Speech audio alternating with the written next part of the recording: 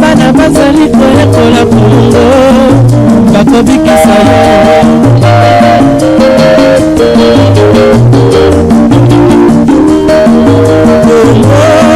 Kongo ya bakoko Kongo nemoka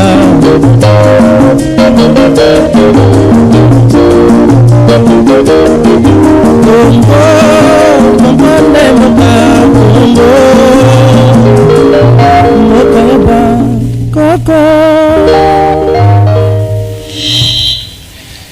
Émission ya bana mboka esalami na bana mboka pona bana ya mboka Congo ya biso bandeko balandi na pesi bino mbote bipai wapi bozwa mina ngonga oyo branché pona kolanda émission Congo ya biso.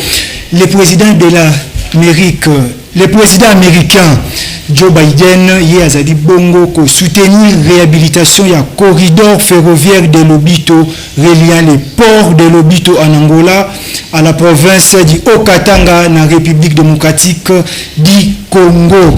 Réhabilitation ya voie ferrée wana eza bongo soutenir na financement ya hauteur ya 600 millions de dollars américains financés par les États-Unis et puis l'Europe. Est-ce que les intérêts stratégiques de la RDC sont menacés? Tokolobela yango na mokolo ya lelo. Quelle est la part du port de Banana dans cette histoire à dormir debout? Alors tokolobela yango pe na émission na biso ya mokolo ya lelo kasi kimambango na chaîne na biso ya YouTube Congo ya biso au s'abonner pe activer cloche ya notification pour na recevoir régulièrement ba information sur qui d'émission et zabongo disponible. Nous allons rappeler bongo pe lisusu que toza en direct na Absi Télévision chaque mardi na 13h30 PGD na 16h juste rediffusion et zabongo mokolo ya mercredi na 0h pe lisusu mokolo ya vendredi na 0h. Mwana mboka Rombo Lumba mbote na yo mbote Guillaume basango nini ndeni santé na tongwa lelo? Non, santé za malamu nzambe azobatela yango nalingaki kosala kotinda mbote na basali ya nzambe prophète ne Masikatenda ya église de Dieu vivant musala azosala mpona kocontinue musala papa na ya bandaki na bilaka oyo ya elobamaki na le 15 mars 1983. Très bien. C'est ça que belé bimagaona pour na kokokisa biloko wana puis na apôtre Pierre Linfo Futila il y a ministère international des moissonneurs il y a pas au cadre de l'église mingi na Kinshasa na biso na Angola parce que loko wana o ya papa Semo Kimbangu wana ezaka mélange ya Congo na Angola ezaka makasi so ko tuna na kati ba mobiliser na kati donc ba sala nzambi balé wana na pisi ba mbote na bana mboka nyuso bazona na biso ba zala na esengo po moi ndambo makambo to kobisa ba po biso to biso ka ndeko kolona. Très bien. Donc la semence mais ko bota na kati ya chaque Congolais yoka biso ko epesa sentiment moko ko yeba ke toza na kati ya comprendre mboka na biso valeur na ngozani ni qu'est-ce que nous devons faire pour to mériter pendant mboko plutôt même mango esika oyo ba robaki et kokoma. Très bien. Alors, les lots, nous sentir vraiment témoin en boca. Vous êtes un peu timide. Qu'est-ce qui se passe? Non, ils ont une attitude à Ibandeli à combat. Donc, très bien. Avec le temps va monter, il n'y a pas de problème. Voilà. Alors, nous avons bon mon mboka Emmanuel Kambala. Mbote na mon mboka. Mbote na yonde ko Guillaume, mbote pe nandeko na ngai Rombolumba na moni lisusu awa. Très bien. Na komisi nzambe parce que pesi biso makasi wana. Pe mawana ya tozala komona na mokolo na lelo na ko profiter pe ko pesa ba kongomani bisika nyonso bazali mbote na bango pe ko ebisa bango Yesu azana bomoi to tchabondimi pa ina nzambe makambo nyonso kozwa solution pe na ko profiter ko pesa basali ya nzambe apporte tamboluko kimbote na ko profiter pe ko pesa bishop Mwanza wa Mwanza mbote sans oublier l'archbishop Coutinho Fernando na ko bossa na pété pasteur Rockman Soni Kafuta pe na bampaka nyonso baninga basali ya nzambe wana baba bapampaka ba papa donc na bosani pete baninga nyonso pasteur Kiala papa na pesi epe mbote tika nzambe azwa lokomo. Très bien. Apparemment lelo bambote ezaki makasi na journal lelo. Non foko kobanzaka omoni neti tangu toko tanga ba kutuno ba soni ba mwanza ba mutombo kalombo donc toko kobanza likambo moko et ngana yebaka que quand les aînés sont cités leurs assistances aussi te seront données yango kozala reconnaissant na ba papa wana bato lokola zwa neti Coutinho Fernando Sauvons le Congo to makambo to koloba awa na nzembo to uti koyoka nzembo wana eza koloba nini Congo bana bako tanga bana bako bikisa yo donc tango okokite koloba na présence ko yebi kolobela te donc yango moni penza il faut to pesa bakambi basali na nzambe ko pesa bango mbote. Très bien. Alors mwana mboka Gombo to bandina na yo na mois de décembre Mon mboka, le numéro 1, il y a États-Unis d'Amérique, le président Joe Biden, il a prévoir bongo ko se rendre na Angola, justement parmi les objectifs, il y a bongo réhabilitation, il y a corridor ferroviaire de Lobito. Quelle est votre analyse par rapport à cette nouvelle? Bon, en fait, tu peux poser la vie contraire parce que le président Joe Biden travaille en fonction de l'intérêt des États-Unis à pays naïe. Intérêt intérêt. C'est comme ça que retour nandé et lorsqu'on y a l'ingassa là, question posée une bandelinde, question essentielle. Quelle est la part du Congo là-dedans? C'est ce qui nous intéresse. Mais nous constatons quand même que il y a comme une contradiction. Contradiction dans la mesure où il y a sali corridor où on a pas même minéré à biao katanga na lola baile que la par rapport à Lobito. Nous savons que l'homme se le rappelle rapport à Mombasa. L'homme se peut le à Durban. Donc en dehors il y a Durban et na Mombasa babaxi sous sortir sous il y a Lobito pour les minéraux congolais. Mais entre-temps, nous le Congo avait déjà dit que il y a un port dans l'eau profonde. Parce que si quand le port à Lobito ezali, et si quand port à Pointe-Noire ezali, c'est ça est-ce que moka na océan par rapport na port à Mwanda. Donc il n'y a pas de raison autre linga conseil la port à Baninga alors que biso peut doser la projet au sale biso. Et d'ailleurs ce qui est inquiétant, c'est qu'on a l'impression que les ports à eau profonde et à Banana est comme relégué comme ils ont sous priorité. Il faut la priorité. Donc ce que le président américain veut faire ils ont volonté naïe, mais cela ne doit pas nous interdire, nous, tout ça là, tout ça là, parce que l'intérêt peut en beaucoup, et les Cariboso n'ont pas d'intérêt à l'Amérique. Ou à tout le moins, l'intérêt de peut gagnant. Mon Mboka, il faut souligner ici que c'est pour la première fois que le président Moko des États-Unis d'Amérique a posé bongo ma colonie, a l'engélé, a posé ma colonie dans Mboka Yangola. Est-ce que c'est là qui s'est priorité au projet Wanizanango? Non, ça dit que Angola, en fait, en réalité, l'Amérique a déjà récupéré l'Angola des mains des Russes. C'était un pays socialiste. À l'époque de Neto et de tout le monde. Angola, ce n'est plus ça. Donc, depuis José Eduardo, na Lorenzo, aujourd'hui, c'est un pays pro-américain. Donc, un pays qui compte. Na biso na kati sous-continent, na biso sur les gens, l'Angola compte comme le Rwanda compte. Par rapport aux Américains. Mais ce que moi, j'ai dit, à quoi il y a a commune Angola basel mamna bango mais eloko wana ya Angola bakosala bango na Biden et longola biso na mutu teke tozali na priorité moko to ça la porte na biso no profonde. C'est là que moi je refuse que minerai ya biso ya Congo ba pesa ngo na bapaya parce que oyo bimana Kibali la province orientale et le Canada Uganda oyo bimana Kivu ezo bimana to yoki kuna ne bazosala na bebuko ezo bimana na Katanga ndambo ezoleka na Mombasa ndambo ezoleka na Durban ndambo bango bakibe na Lobito. Mais finalement qu'est-ce qui va passer par notre port? Alors c'est comme si bazolinga ba vider port na biso na essentiel on a raison d'être non. Pourtant c'était port essentiel et pour na biso et puis impact na ngolo to évoluer na quatre émissions to côté na ba détail au mona que il faut biso ba congolais to la saké na bande ko na biso Congo central ba bayini. So avant bossa la pont route rail au commerce qui ça Brazzaville il faut bosso pont pour à nos profondes banda parce que ben intérêt na biso to go di maté que do na le kaka et que na Pointe Noire o ya biso mo salamate. Et aujourd'hui, les ports routiers et Salman Nanté, ils ont déjà place dans Maluku. Quand les Congolais se sont levés, l'affaire s'est arrêtée. Pourtant, il y a déjà un financement, il y a BAD. et ça n'a qu'à te le voir. Mais toujours ça le port, le corridor là, surtout Monique qui a dérangé l'intérêt n'a pas port à nos profondes bananes. Nous pouvons aussi nous dire cette affaire là, au Katanga et les Canadiens pensent que aussi ce port n'a pas sauté, mais sont pas les Katé. Alors qu'est-ce qui dérange Nakati? Il y a processus wana mwana mboka. Apparemment ça dérange les Congolais. Non, ça dérange les Congolais, sérieusement parce que tout le secteur net ngana moni o na météo makasi secteur il y a export. Export. Il y a un ministre provincial de l'époque na Okatanga, ministre des infrastructures. L'honorable Nazem Nazembe tanga komi a joué fonction na ministre des infrastructures avec se retrouver au tala negi bilo kezo bima à se rendre compte que toza au moins na 1000 grands camions au bima na ba minerais na biso au Congo, il traversera la Zambie. Et ces véhicules-là payent $1,500 par véhicule. Il y a payage. Ça suppose quand tu prends $1,500, puis 1000 véhicules, ça dit nous donnons à la Zambie $1,500,000 chaque jour. C'est beaucoup en termes de revenus.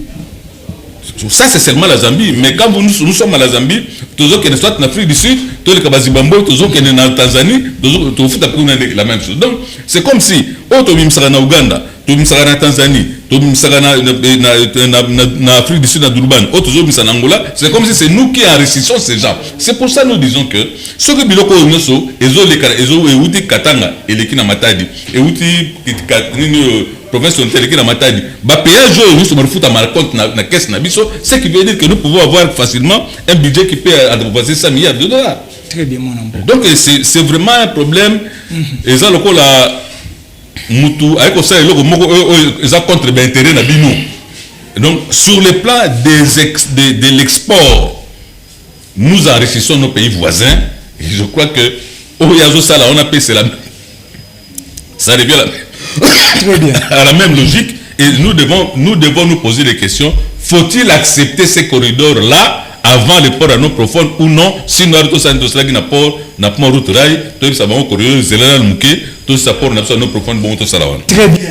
Alors, Mwana Mboka Emmanuel Kambala, Oyoki, le Lengekani Mwana Mboka a argumenté point de vue na yo par rapport à la situation Oyo Ezanini.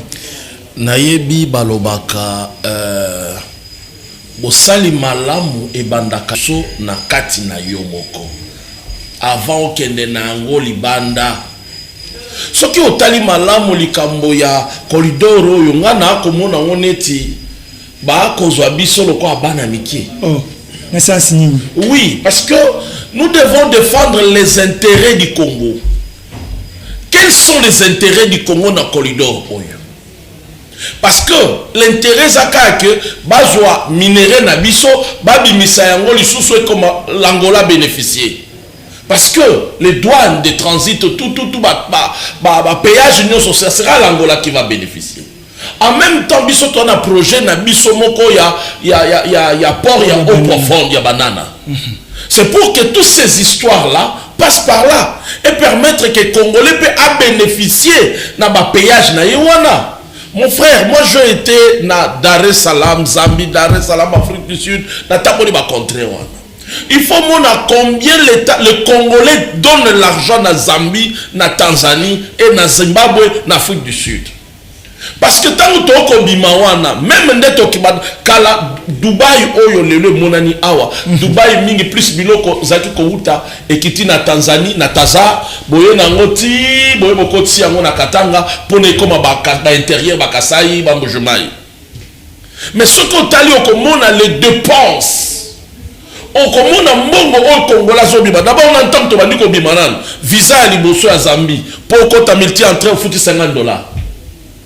Or, ce jour, nous passons dans Zambie, et Zambongo Zambie a gagné. Au long wana au Keiti, au Komana, Anaconda, au 4 frontières. Au foutu du sous visa de transit, il y a mis entrée, au Koti. Ce jour, na yo, net, na doko fana mingi na King Tower. Au Kokuta en face à King Tower, il y a un hôtel bazako benga Kibodia. Combien de Congolais, plus de 1000 Congolais, bayaka presque chaque jour. Tout ça, ce sont de l'argent qui entre. Ce qui peut me déloigner est loco.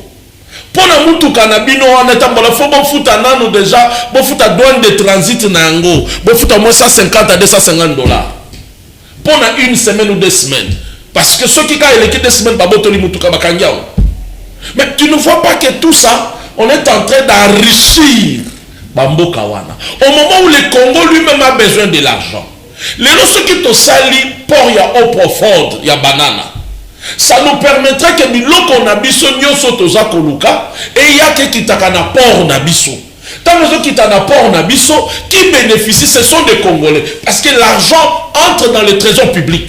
Alors le lenge balingi basala port wana Nangola et bien qu'ils la relier na Okatanga, est-ce une manière ya koboya to peut ko permettre que na République démocratique du Congo ko gagner na le lenge o esengeli? Mais c'est ça le problème. Mais si réellement nous sommes un peuple souverain, tant que bayela kibiso makambo ya Brazzaville, balobi avant bosala nzela ya route ya Brazzaville, vous devez d'abord aussi ça makambo ya port ya eau profonde. Également si on peut dire non à ça. Parce que combien l'État congolais va perdre, combien l'État congolais perd na transit et ça la makazo que dans l'étranger wana. J'ai été au Katanga. Ce que l'ali na 5h du matin au bandi kota la batraque aux amis au Kenya yakuna matata banini. Mais ce qu'on le content mais je te dis parce que quand ça traverse là, les ont comme en Ngamba Zambie et bandi mais ils sont futa. Yozota la ka bongo oyo RDC azali bongo ko perdre. Bongo RDC azali bongo ko gagner en retour. Ozomona ngote. Comme quoi? Zelana ebisho lokomoko. Lobby RDC azalaka na possibilité ya train na ye aye na biloko na ye na matadi boma ekei. Mais lolo RDC train ngokuto ezate. Le port est comment plus port privé. Nde muteza ko sala plus son sala. Vous comprenez? Donc dis-moi combien l'RDC gagne parce que quand ça part dans le privé et combien d'intérêt il y a Moutou. Les ailes sous il y a l'État congolais. Mais ils sont reliés à Katanga, au Katanga, directement à Zabongo impliqué dans Kati. Bien que RDC n'y soit tout en général, mais une partie de la RDC déjà, ils ont se retrouvé dans Kati. Mais il faut qu'on comprenne le Lokomoko. Ce qu'on t'a dit, Pointe Noire, Otali Dirban, Otali Lopito, au monde à distance Mokowana. Il y a possibilité aujourd'hui de relier le Congo pour l'intérêt du Congo. Tozana il est beau, Tozana moine du tout. On peut faire sortir aussi des choses par il est beau par moine du tout et Bimi Kinshasa et comme il peut na Congo. Il y a aussi une possibilité encore de tracer encore un autre chemin pour que tout simplement que le Congo gagne. Le problème du Congo c'est quoi? Les lotozo les latozo ba ke mbongo ezamuke, mbongo ezate. Mais le Congo gagne, le Congo a beaucoup d'argent. Il suffit seulement de organiser yango, de adopter ma projet où ils allaient marcher na bénéfice ya Congo. Parce que ceux qui t'ont mis tiki kakabo, c'est comme si on est toujours dominé, on est toujours géré par des gens. Parce que comment le président américain, lui va venir seulement pour privilégier. Aïe koluka, richesse eza bino, minéraux eza bino, mais aza ko imposer bino pe chemin na yango. Pourquoi ne pas Yosa a besoin de richesse nabiso parce que c'est l'Union européenne et les États-Unis. Besoin a besoin de richesse nabiso. Pourquoi ne pas mettre la main na poro biso to komona que nous aussi nous allons bénéficier. Peut-être c'est tout simplement parce que États-Unis d'Amérique azali bongo ko retrouver ba intérêt na ye directement te na kati wana. Non, le problème c'est quoi? Le problème on a comprendre dans ce sens. Les Américains, les Européens, ils n'aiment pas que les Congolais soient indépendants. C'est ça le problème. Et donc, Balingi, tous à la enclavé. Donc, indépendance, c'est RDC, je peux ça va payer mais nous avons un problème jusqu'aujourd'hui que les Congolais doivent revendiquer, réclamer l'indépendance économique. Donc, ceux qui sont prophètes qui m'ont dit Bano Bakoyaka Bakobundela ka indépendance économique. Mais tout ça, le port est lié à l'économie. Parce que quand il y a l'import et l'export, c'est de l'argent. Alors ça aussi que si aujourd'hui on donne au Congo la possibilité à il devient indépendant, il devient libre. Donc à ce moment-là, il y a une difficulté, il y a qu'on conseiller. Parce que les autres confondent d'après au Bafandi, bon. Bino bo chama kele les trop parce que tout ce que vous recevez le recevez par d'autres ports. Alors port wana ba bloquer bango. Il y aura pénurie ici.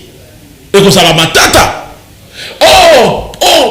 Pour y a eau profonde, et ça moko na libération moko, il y a qu'on s'est désenclavé. Oshite wana mwana mboka. Tout ça, le problème n'a c'est que le Congo gagne.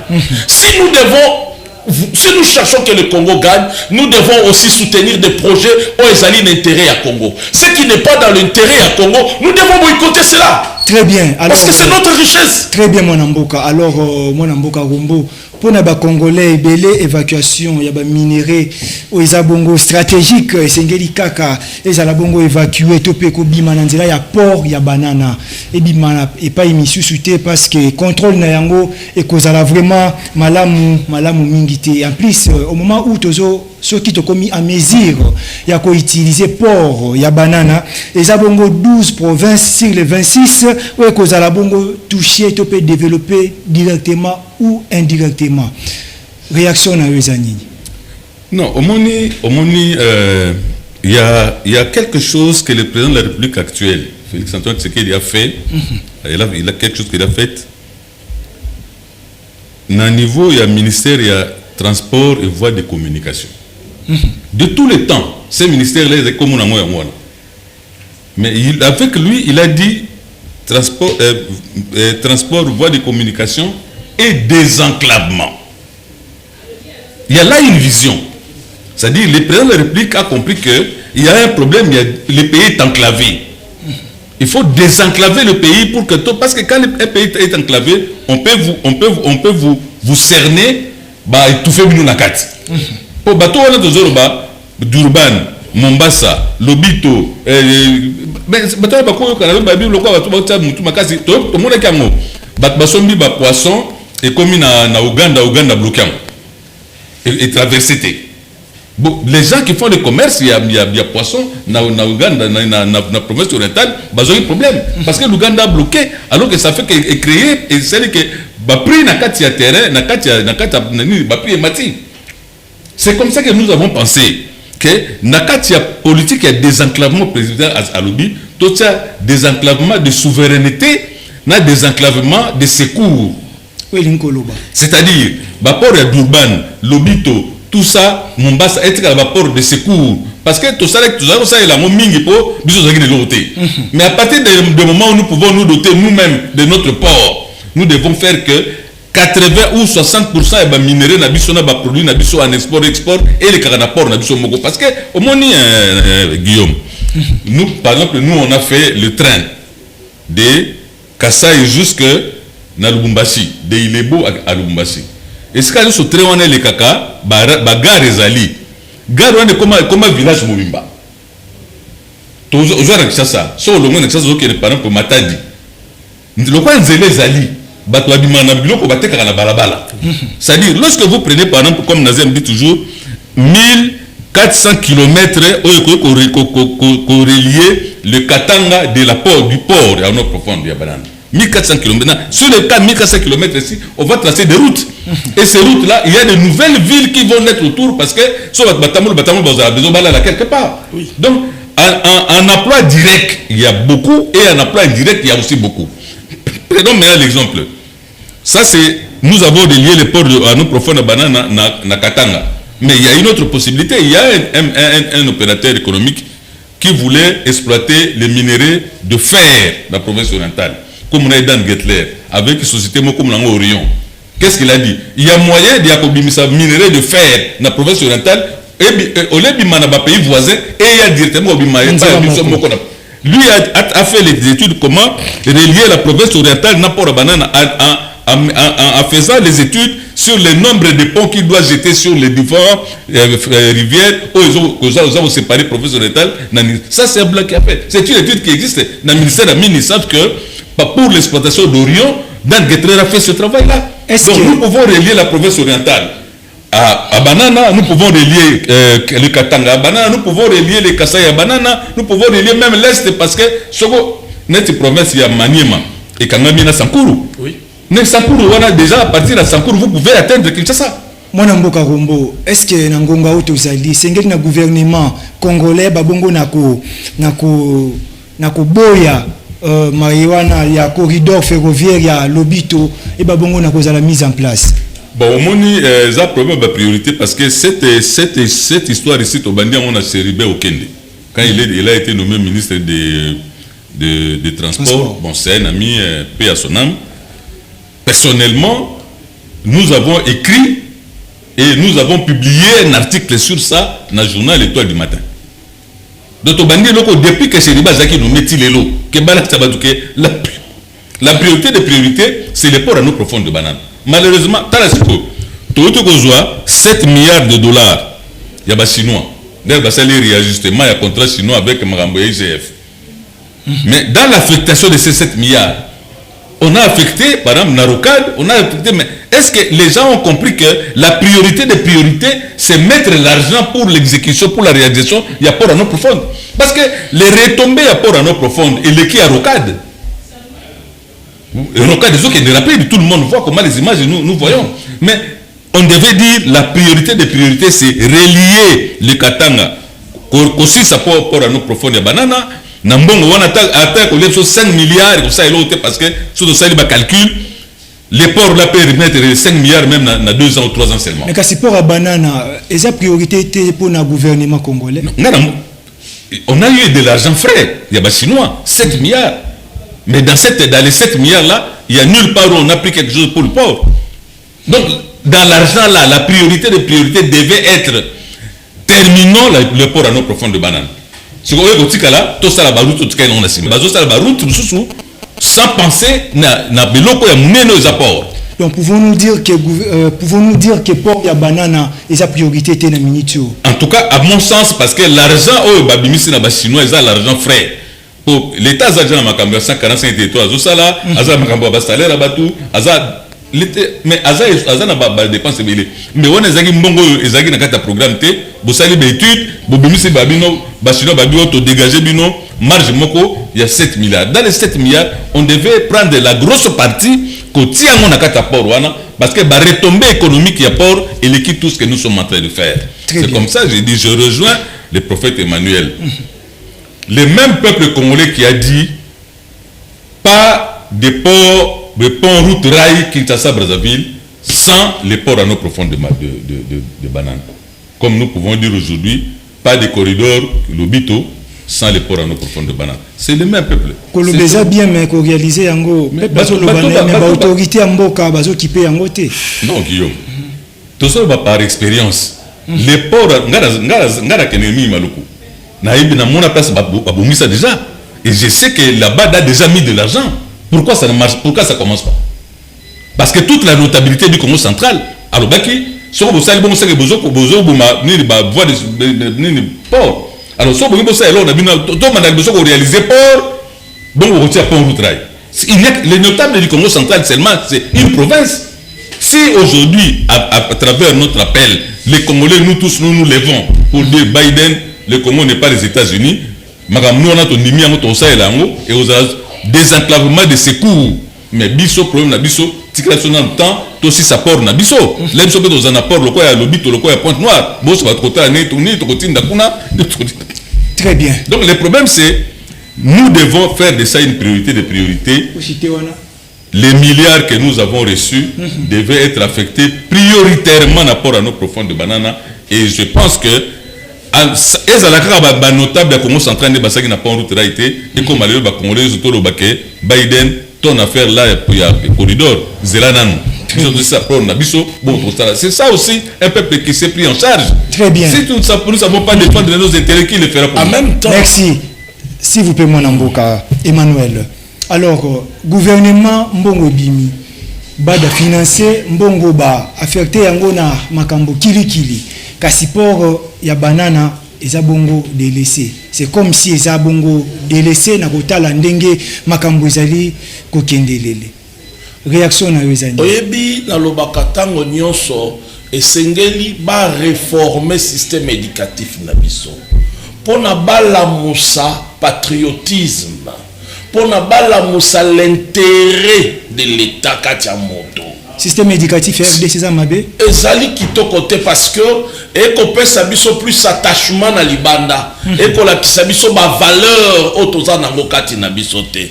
Très bien. Alors, mon amboka Emmanuel Kambala, prophète Emmanuel Kambala, pour ne pas payer belé port maritime, et zabongo sorti, peut entrer, il y a biloko belé pour n'amboka. C'est d'ailleurs ça qui permet à un pays de se développer. Mais quand c'est pour nani na RDC, c'est comme si tu veux yango loko la priorité.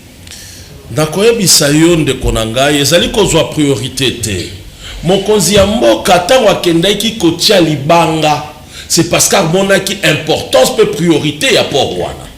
Mais ezali que les occidentaux ba kolinga ko dévier biso na ba objectif ezali ya ba intérêt national. C'est là où il y a le problème. C'est là où nous demandons au peuple congolais lolenge toboyaki ndenge bandeko na biso aba Congo totelemaki na bango elongo pour dire non na makambo ya nzela oyo ya vers route wana ya kokende vers Pointe-Noire. Également aussi esenge na biso totelema toloba non tosala nano oyo ezali port na biso ya eau profonde parce qu'il y a beaucoup d'intérêt. Le Congo va gagner. Lelo soki ozobima ofandika na Katanga otali koma batrake bimaka eza kokenda okalikile péage o bango bafutaka libanda soko zu yango lelo zongisi yango. Prenez par exemple nende Koromba otokopesa libi tocha exemple ya 1000 trake ezobima bongo tocha 1500 bafutaka zo 1500 ça fait 1,500,000 par jour. Bon soit 1,500,000 fois moins. Ça vous fait dans le 45 millions par mois. Voilà. Par an combien? Donc tout simplement, les amants qu'on a besoin de perdre. On est comme au lelo Congo et bakisi budget na biso pe sungi Congo et Tongama. Mais Kasimo Namboka, prophète Emmanuel Kambala, ni ça la que ceux qui RDC a dinga ça les locaux, ça toujours combattu par plusieurs pays au monde. Na koyebisa yo yeba ke mundele asepela te na indépendance oyo bozwa ezali indépendance moko Lumumba lobaki bopesi biso te toboto libino parce que l'homme blanc ne s'attendait pas qu'en 1960 il devrait libérer le Congo. Non, il a subi la pression. Il y a prophète Simon Kimbangu, quelqu'un un bango bazako benga indigène Atelemi, abimisela bango mo bazako benga l'indépendance. Vous devez donner l'indépendance au peuple congolais. Et ça là qui loko moko ya kokamwe pa na bango. Lumumba tango tozwi indépendance alobi yango. Bo pesi bisote to botoli bino yango. Les preuves no monaka moto tango roye moto botoli épée. Et là ko la kisaka bilembo ya ko la kisaka eza bino te bato bo pesi. Boimbo, comment les boimbo. Alors, bo bino te bato bo pesi biso yango. To tu yango ko jwa na makasi. Mais Kimbangu sakolaka lobi et kotikala na bino bopesa bozwa indépendance économique. Or pour ya eau profonde ya banana eza moko na ba élément eza lié na indépendance économique. Parce que lelo nous dépendons que de ports des étrangers. Donc nangonga oto koki koloba ete pona kokoma indépendant na port ya banana ezosenga na biso ko fournir ba effort to pe ba sacrifice. Naza koyebisa yo ezosenga bolamuki. Puisque que même biso na indépendance économique. Et comme eza moko na ba élément. Parce que aujourd'hui quand les histoires sortent de Katanga, est-ce que vous pensez à yango? Vous avez vu bimi combien? Et nous donnons de l'argent à d'autres personnes. Vous voyez que Congo, ils ont vivre d'importation. Importation, tout ce que nous mangeons ici, les lots. Nous sommes à la papier mouchoir, ils ont talibanda. Et à la gilet, ils ont talibanda. Donc le port joue un grand rôle dans Katambo Cannabiso. Parce que les lots peuvent kangabiso na ba port na bango. T'as net exemple. Biloko bimi na Pointe-Noire. Boke bo de douanier en Gokuna. Boye nango po boko tsango Congo bo de douanier en Golisusu. Et ba si prité. Tango moteki akoya koteka ngo faut tenir compte na ba douane nyonso wana oyi asali. Et tango za ko tenir compte na yango e ko bakisa prix. Oh soki biloko kobi koyela na port na biso moko.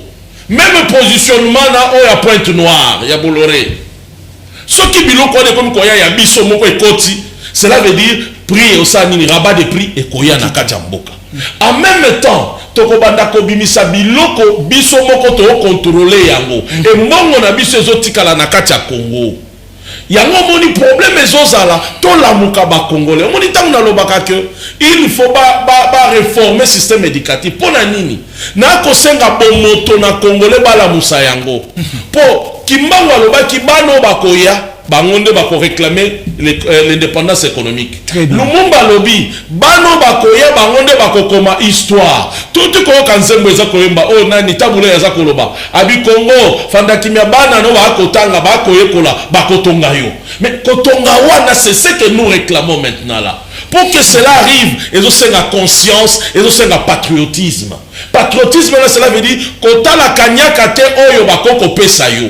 Très bien. Parce que les acteurs peuvent être corrompus par acteurs internationaux.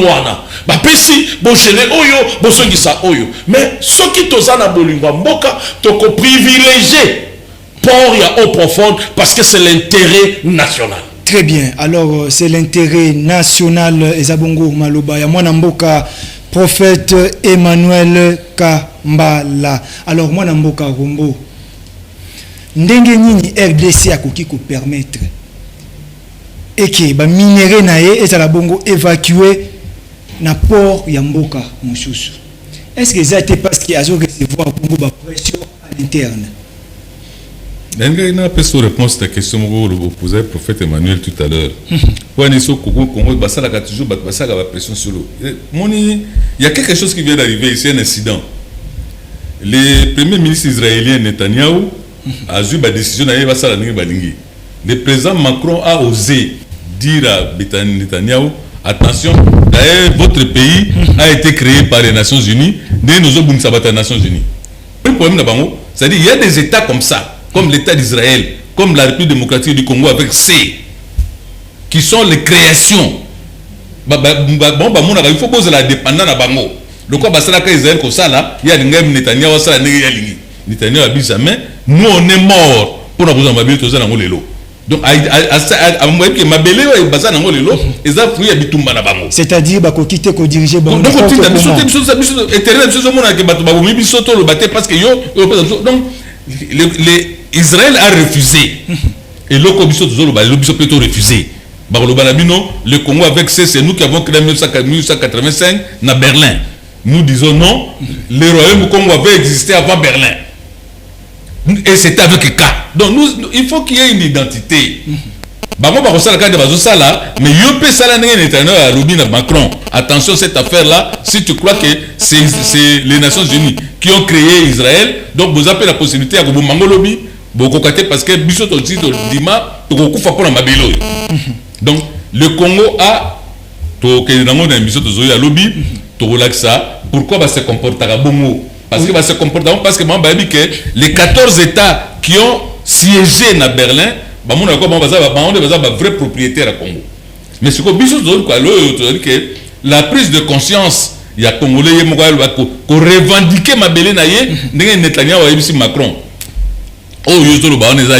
Si tu crois que c'est vous qui avez créé Israël et Talibino, si vous croyez que c'est vous qui avez créé le Congo en 1985 avec C, ça c'est vous. Mais nous savons que notre Congo avec K avait préexisté à Berlin. Très bien. Au répondre Siko na mutuna nanga justement, au répondre à la question liboso, question mibale, au répondre na yangote. Ndenge nini pays lokola RDC a koki bongo ko permettre que ba minéraux na ye eza bongo stratégique ezala évacuer na ba port misusu contrairement na port ya Yemoko. Est-ce que ça été parce que République démocratique du Congo d'une manière ou d'une autre aza bongo ko subir ba loi topé ba bibe ko moko boye ba exigence ezali on toloba jeudi prochain qu'est-ce qui s'est passé en 1885 sur le Congo pour eux balobaki Congo faisait l'espace moko il y a commerce international. C'est-à-dire commerce Congo, ça c'était écrit comme ça. Maintenant ici nous sommes en train de travailler dans la mémoire collective pour que Congo se réapproprie l'histoire na bango ba tomber dans piège wanate. Il y a batoizo quand ça que bango faut ba que qu'est-ce que vous devez faire. Nous ici nous disons Congolais, c'est votre pays. C'est à vous de décider de ce que vous devez devenir. Vous devez faire ce que vous avez à faire. Donc, Congo, les alliés Mboka Yabiso, Congo avec K. Il y a une émission là, Congo Yabiso avec K.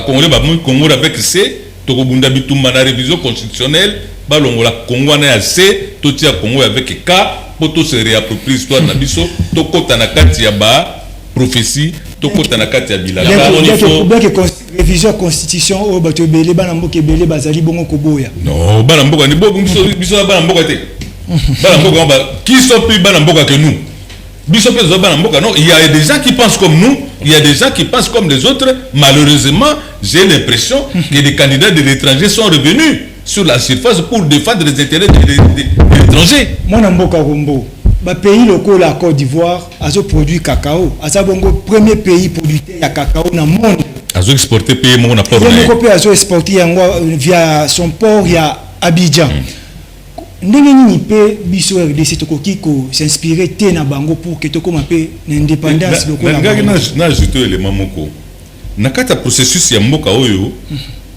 les blancs a utilisé un groupe pour privatiser secteur union sur la vie nationale ba société union sur l'état et comme ba privé ba il y a eu na le document il y a eu une commission Lutundula dans ces pays qui est venu montrer aux gens que un groupe qu'on a appelé le groupe de Kengistes, quand Kengo est devenu premier ministre, ils ont privatisé tous les secteurs de la vie nationale, même SNCC, on a privé Moroboé. Il y a un exploité Cisaraï, voilà comment on a mis avec Cisaraï. Donc, très en bon, il y a bino, même on avait donné à des gens. Donc, tout ce qui était, on a en fait pris le Congo, on a donné le Congo aux étrangers. Si les lots n'ont récupéré Congo, avant processus Wana, Congo, Congolais, maître histoire mais après, jusqu'aujourd'hui, tu récupères le thé. J'ai quand même Bakatinda, Mundambo, Bapesi, Pesina, Batu Belé, Bapesi, on a société, tu as qui n'a misa, a misa, qui n'a pas bateau. Mais comme il y a pas privé, donc. Il y a eu un travail qui se fait avec certains dirigeants congolais et nous allons, rapport à la commission Lutundula, voilà ce qui a été arrêté comme conclusion sur le bradage des intérêts majeurs payés par un groupe de gens à un moment donné de notre histoire. Et depuis lors, nous avons récupéré l'initiative parce que les bradages étaient basés raison parce que Mobutu a des réalisations et si alors maintenant il faut que Congolais c'est une affaire grave hein. Nous un rapport Lutundu Tangi la politique parce que c'est eux qui ont pris le Congo qui ont remis le Congo blanc. Mais apparemment la République démocratique du Congo a un problème, il y a des dirigeants. Question on a Olinga, na Baudango na mwana mboka, prophète Kambala. RDC, c'est comme ça un problème sérieux, il y a des dirigeants. Le pays local à Égypte a produit coton. Premier pays producteur de coton dans le monde. Le pays local à Côte d'Ivoire, cacao. Le pays local à Nigeria a produit bongo, huile de palme. Et ça bongo belé. Et ni pays local à Afrique du Sud a produit or. Mais quand c'est RDC, c'est comme si déjà à l'interne, tous les produits, tous les fournir, tant effort pour qu'on mise en charge local à le pays on a aussi cité.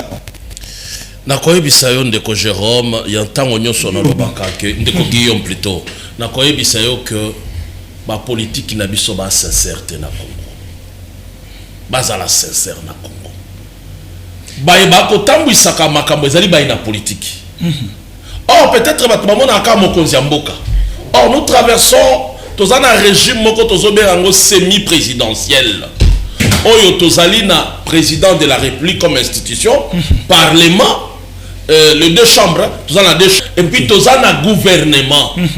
Donc mon consul toi sala kama kambo na mbokoyo eza gouvernement. Est-ce que c'est qui mutia mabe de la part na bango? Diango toko kenda lelo na toko loba makambo ya révision constitutionnelle. Très bien. Changement de constitution. Nyoso wana pona nini? Ba otiko pesa yo likambo ya commission Lutundula. Biloko ezaki ya l'état bazui yango ba pesi yango na bato. L'économie congolaise n'est plus entre les mains des Congolais. Ce qu'on t'a dit même dans la ville, dans la grande ville, même l'IPA ya pamba toliaka, ils ont Congolais. Tozako ba memeli biso yango komema. Ba ko imposer biso, nyoso eza obe bango. Même la société, c'est celle qui est des étrangers. Si que moi n'amboka to bandolela ka ndengwana chaque fois to lela. Toza kolela te, toza koloba poto lamuka. elobeli na biso deja eza bolamuki esengaka moko atelema mpo bamisu balanda ye yango tokosenga mokonzi ya mboka yaki alobi nini je veux faire des Congolais, je veux faire des nouveaux millionnaires oyo eza bacongolais tosenga ni climat des affaires ezala propice ezala agréable ezala accessible na bacongolais bacongolais mpe base retrouver na kati parce qu'il y a un groupe de gens il y a un groupe de congolais oyo bazali malayable na bamindele oyo bazali sous-traitant ya bamindele bakoya uniquement pour appauvrir le Congo pour que le Congo continue ya vivre dans le gouffre. Alors ils ont senga na biso ba congolais totelema yango na sepelaka na professeur ya kisangani nani comment on ce qui est alobaka tozana ebele na ba diplôme mais ba diplôme ngo ba universitaire ngo ba trouver solution mon côté ebele na bato tozana bango ebele ba koganga ngai ceci cela mais être un universitaire c'est donner la solution. Même problème peut aux on a quatre bailli politique ba diplôme belé mais sur le terrain musala muke na landi l'ancien secrétaire général ya Nations Unies alobi comment na lobi nini abi dans quel pas ba Rwandais to discuter na bango mais tant que tozongi vers les Congolais ba élite congolaise discours na bango ça ezo tenir te. Le problème est ali nini Congolais lo total la batoté Congolais la mouka parce que plus que nous nous fixons vers des gens on se perd yango moni tozaki koloba la fois dernière tosalaki lit moko ya na Congo terre d'avenir pour bato fandi sa moboko. Moboko c'est quoi? Ce sont des repères, des références. Quelles sont ces références? Et sa prophétie, les prophéties de Kimbangu. Qu'est-ce que Kimbangu avait dit? Vous pensez que awa repère exaté? Nasa koye bisayo repère exaté parce que na Congo mutno soit dansé. Oh. Oui, na Congo mutno soit dansé. Ceux qui bolobi bolo ya bimi et simba te ngai dans ça. Donc il y a des gens qui s'approprient du Congo comme si Congo est aïe. Or ils oublient que le Congo est à Bissonioso. Mais l'okoni est ça la bisoto dans la langage moko. Langage na biso ko za la moko ce qui tozali ko lia ele moko. Ce qui toza ko kutana na mesa moko. La promesse du Congo, la prophétie du Congo. Qu'est-ce que le Congo attend? Qu'est-ce que Dieu attend du Congo pour na lobby? C'est dans la prophétie.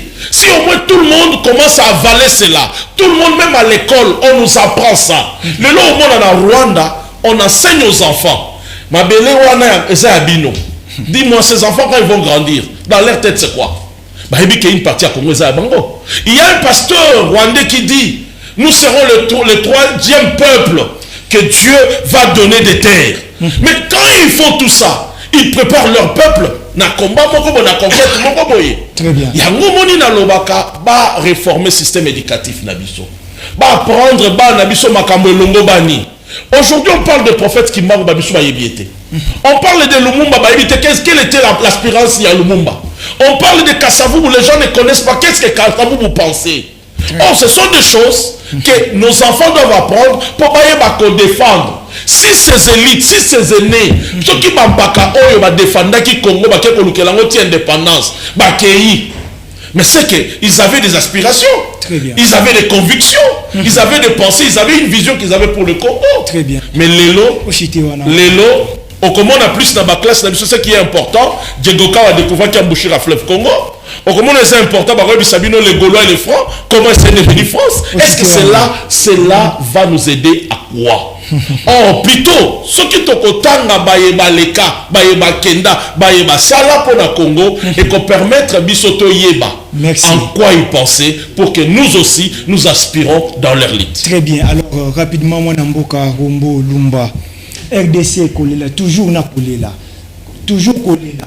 Alors, nous sommes na biso kosala pour que biso peto comme kotangi sa bana ya kelasi.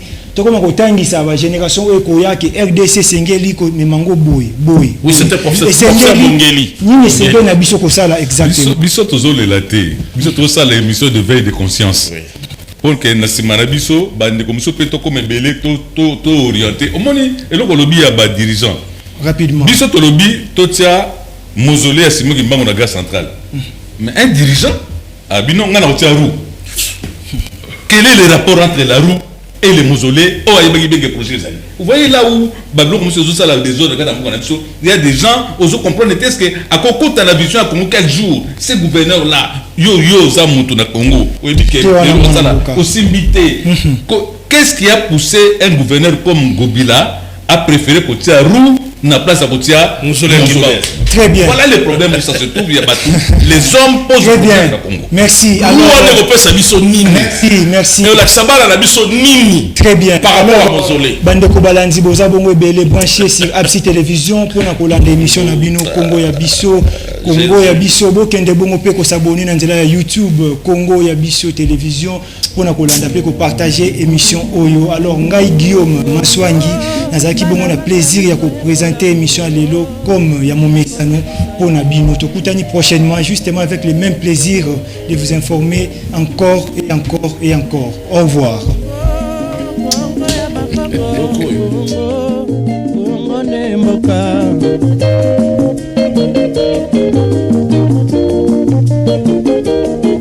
Congo